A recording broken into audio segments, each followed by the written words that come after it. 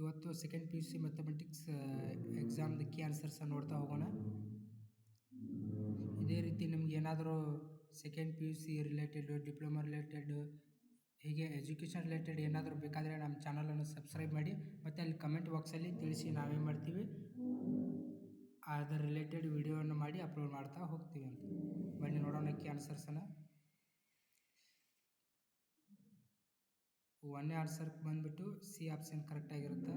Second 4, third 2, fourth 1, fifth 2, 6th 3, 7 1, 8 D, 9 C, 10 0, 11 D, 12 A, 13 C, 14 A, 15 B ಮತ್ತು 16 ಬಂದುಬಿಟ್ಟು -1, 17 0 ಆಗುತ್ತೆ, 18 ಬಂದುಬಿಟ್ಟು 3 ಆಗುತ್ತೆ, 19 ಬಂದುಬಿಟ್ಟು 2, 20 ಬಂದುಬಿಟ್ಟು 1.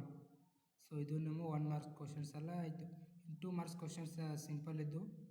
ಸೊ ನೀವೆಲ್ಲ ಐ ಹೋಪ್ ಎಲ್ಲರೂ ಬರೆದಿರ ಅಂತ ಭಾವಿಸ್ತೀನಿ ನಾನು.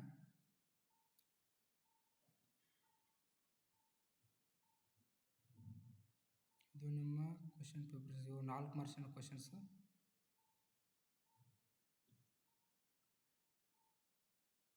ಇದು ನಿಮ್ಮ question paper. Thank you for watching.